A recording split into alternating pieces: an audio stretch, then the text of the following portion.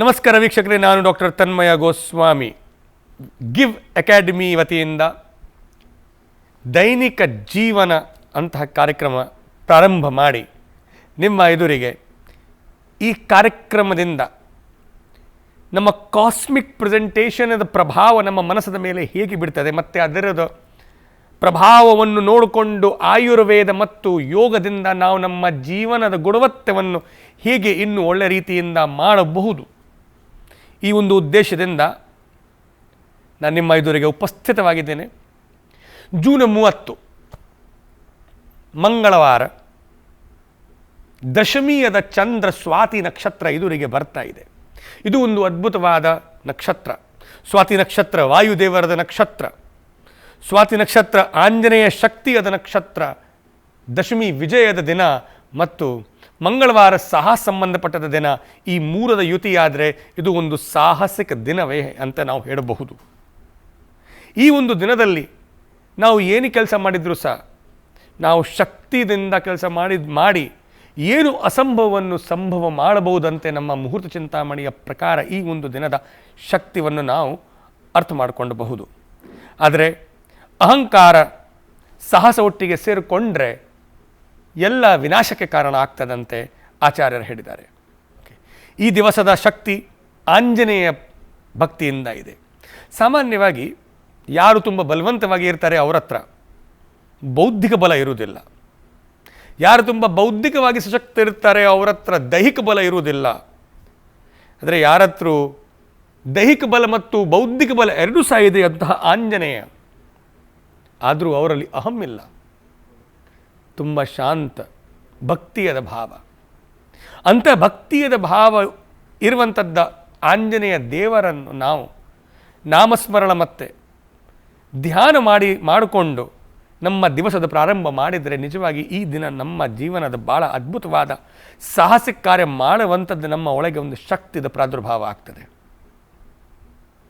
ಓಂ ನಮೋ ಆಂಜನೇಯಾಯ ಮಹಾಬಲಾಯ ಸ್ವಾಹ ಅಂತಹ ಆಂಜನೇಯ ಮಂತ್ರದ ಮನಸ್ಸಲ್ಲಿ ಇಟ್ಟು ಚಿನ್ಮಯಿ ಮುದ್ರಾದಲ್ಲಿ ಕೂತು ಬೆಳಿಗ್ಗೆ 5 ನಿಮಿಷ ಅಂತರ್ಮುಖ ಆಂಜನೇಯವಾದ ಉಪಸ್ಥಿತಿಯನ್ನು ನೀವು ಅನುಭವಿಸಿಕೊಂಡು ಧ್ಯಾನ ಮಾಡಿದರೆ ತುಂಬ ಚೆನ್ನಾಗಿ ಶಕ್ತಿ ಬರಬಹುದು ಮತ್ತು ಒಳ್ಳೆ ರೀತಿಯಿಂದ ನೀವು ಇವತ್ತು ಕೆಲಸ ಮಾಡಬಹುದು.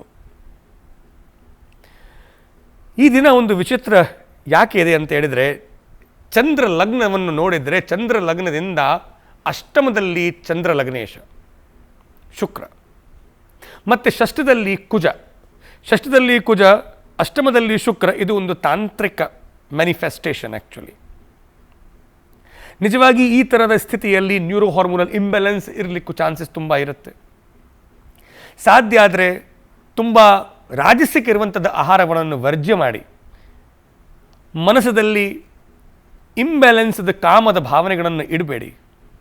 ಆದಷ್ಟು ಪ್ರಯತ್ನ ಮಾಡಿ ಸಾಹಸಿಕ ಸತ್ಕಾರ್ಯಗಳನ್ನು ಮಾಡಿಸಲಿಕ್ಕೆ, ನಿಮ್ಮಕ್ಕೋಸ್ಕರ ಬದುಕೋದು ಬದಲಿಗೆ ಸಮಾಜಕ್ಕೋಸ್ಕರ ಬದುಕಲಿಕ್ಕೆ ಒಂದು ಪ್ರಯತ್ನ ಮಾಡಿದರೆ ನಿಜವಾಗಿ ಇವತ್ತಿನ ಈ ದಿನ ನಾವು ಒಳ್ಳೆ ಪುಣ್ಯದ ಕೆಲಸ ಮಾಡಬಹುದು. ನಿಜವಾಗಿ ಭಾಗ್ಯಕಾರಕ ದಿನ. ಯಾಕೆಂದರೆ ರವಿ ಮತ್ತು ಬುಧ ಜೊತೆಗೆ ನವಮ ಸ್ಥಾನದಲ್ಲಿ ಇದೆ. ನಮ್ಮ ಜೀವನ ಪ್ರತಿದಿನ ಒಂದು ಅದ್ಭುತವಾದ ಒಂದು ಶಕ್ತಿ ಕೊಡುವಂಥದ್ದು ದಿನ ಇರ್ತದೆ. ನಾವು ಅದನ್ನು ಒಳ್ಳೆಯ ರೀತಿಯಿಂದ ಗುರುತಿಸಿದರೆ, ನಾವು ಅದನ್ನು ಉಪಯೋಗ ಮಾಡಿದರೆ ನಾವು ಏನು ಸಹ ಸಾಧಿಸಬಹುದು. ಪ್ರಯತ್ನ ಮಾಡಿ ಇವತ್ತಿನ ದಿನ ಶಕ್ತಿಯನ್ನು ಒಳ್ಳೆ ಇಡಲಿಕ್ಕೆ, ನ್ಯೂರೋ ಹಾರ್ಮೋನ್ ಇಂಬ್ಯಾಲೆನ್ಸನ್ನು ಸರಿ ಮಾಡಿಕೊಳ್ಳಲಿಕ್ಕೆ ಆಯುರ್ವೇದಿಕ್ ಒಂದು ರಸಾಯನ ಔಷಧಿ ಇದೆ, ಚಂದ್ರಪ್ರಭಾವಟಿ ಅಂತೆ ನಮ್ಮ ಚರಕ ಸಂಹಿತದಲ್ಲಿ ಆಯುರ್ವೇದ ಶಾಸ್ತ್ರದಲ್ಲಿ ಹೇಳೋದು. ಇದು ರಸಾಯನ ಪ್ರಯೋಗ ಮಾಡಿದರೆ ನಮ್ಮ ಒಳಗೆ ಎಲ್ಲ ಥರದ ಒಂದು ನ್ಯೂರೋ ಹಾರ್ಮೋನ್ ಇಂಬ್ಯಾಲೆನ್ಸ್ ಸರಿಯಾಗ್ತದೆ ಅಂತ ಇದು ಒಂದು ನಿಶ್ಚಿತವಾದ ವಿಷಯ.